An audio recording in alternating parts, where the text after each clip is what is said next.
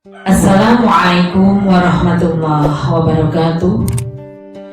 Jumpa lagi dengan saya Ibu Siti Musyarrafah dari Pondok Pesantren Miftahus Sholihin, di mana sehari-hari saya sebagai penyuluh agama Islam kantor Kementerian Agama Kabupaten Banjarnegara.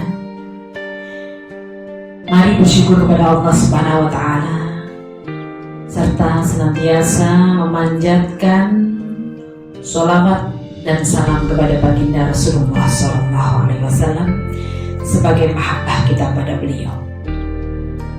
Dalam kesempatan kali ini saya akan mengajak kepada semuanya untuk menakar cinta kita kepada Rasulullah SAW.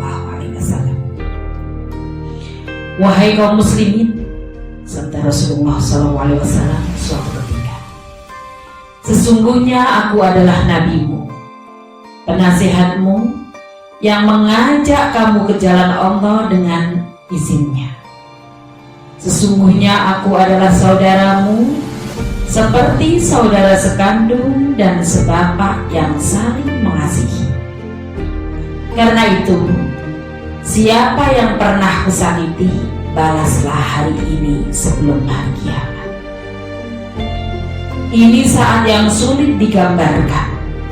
Sepertinya waktu beberapa jenak berhenti berputar. Nabi SAW sudah merasa dekat dengan ajalnya, dan itulah salah satu cara beliau berpamitan. Bisa dipastikan, tak satu pun dari sahabat yang berani berdiri menuntut balas, sehingga beliau merasa perlu mengulangnya sampai digagari, agar para sahabat dan kaumnya tidak segan-segan untuk melakukannya.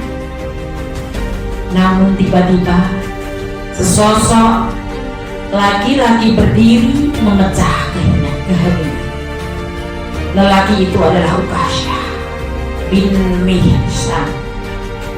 Berdiri mendekati Rasulullah SAW lalu berkata, sebenarnya tak sampai hati aku mengajukan diri seandainya Rasulullah tidak menganjurkan sampai berulang kali. Lalu ia menceritakan kejadian di perang Badar saat cambuk Rasulullah SAW mengenai tubuhnya. Kali ini ia hendak menuntut balas. Tak berbilang sahabat mencoba menghentikannya dan rela memasang badan untuk dicambuk sebagai ganti Rasulullah. Di antara mereka ada Abu Bakar, Umar bin Khattab, dan Ali bin Abi Thalib.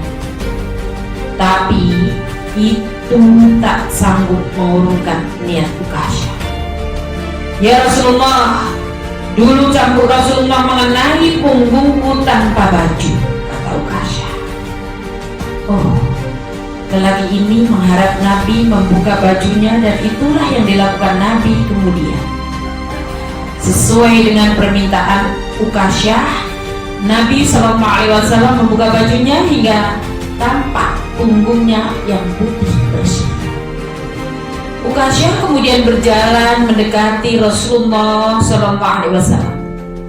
Para sahabat menundukkan kepala serta meneteskan air mata, tak tega melihat pemandangan ini. Mereka menelan nafas, menanti apa yang hendak mereka saksikan di depan mata. Namun adegan berikutnya sungguh menggetarkan kalbu. Begitu berada di dekat Nabi dan melihat punggung beliau begitu putih bersih, Uqasyah memeluk dan mencium Nabi sepuas hati. Maksudku hanya ingin agar tubuhku dapat menempel ke tubuhmu, wahai Rasulullah. Semoga tubuhmu menjadi penghalang api neraka yang akan menyulut tubuhku, bisi Uqasyah sambil terisak. Mendadak keadaan menjadi haru. Semua sahabat merasa lega melihat sikap Uqasyah. Aduhai, betapa mengharukan ekspresi cinta seorang sahabat kepada sang Nabi. Jauh lebih indah dibanding keagungan kata dari para sastrawan. Sebab ia lahir dari kecintaan yang tulus, yang di dalamnya tak terungkap dengan kalimat. Selanjutnya, Sering saya merasa kesulitan menakar cinta kepada Rasulullah SAW. Sebagiannya mungkin karena tak pernah bertemu secara fisik. Tentu saja teramat banyak deskripsi tentang beliau dalam lembar buku sejarah. Tapi tampaknya hati ini tak bisa bohong bahwa pertemuan itu lebih indah daripada 1000 cerita. Namun sudahlah, tak perlu menyesal tak lahir di tahun 500-an Masehi. Jangan terlalu percaya diri kita. Siapa tahu jika hidup kita di zaman Rasulullah, kita malah lebih kesengsem pada Abu Jahal. Mungkin standar iman kita memang lebih pas untuk hidup di era milenium dan milenial seperti ini. Alasan yang lain, karena memang sudah takdirnya bahwa cinta itu abstrak, bermain di ruang-ruang perasaan. Ia datang dan pergi, menebal dan menipis, mendekat dan menjarakkan. Maka pada proses menakar cinta kepada Rasulullah SAW yang paling mungkin dilakukan adalah dengan mewujudkannya dalam amal nyata. Dari sana setidaknya kita bisa mewujudkan dalam amal nyata. Dari sana setidaknya kita bisa mendapatkan indikasinya atau tanda-tandanya seberapa dalam rindu ini kepada Rasulullah SAW. Yang paling sederhana adalah bersolawat kepadanya. Ini yang paling ringan. Syukur-syukur bukan sekedar karena pahala yang dijanjikan, tetapi lebih karena lisan ini rindu menyebut nama beliau. Allahumma sholli wa sallim wa barik ala sayyidina Muhammad wa ala ali sayyidina Muhammad. Sesekali bersenandung cinta dan rindu bolehlah, tapi yang standar adalah membaca sholawat, lalu dilanjutkan dengan mengkaji sirahnya.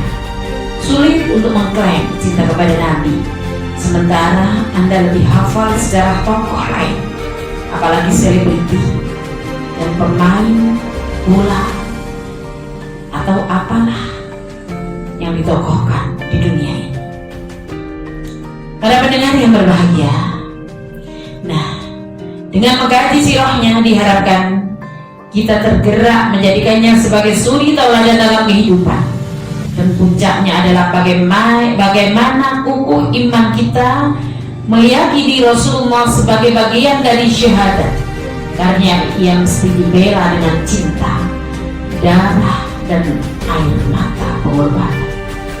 Wujudnya adalah dengan meneruskan perjuangannya, mendakwahkan risalahnya setulus yang kita bisa, semaksimal yang kita mampu, dan membagikan yang kita punya.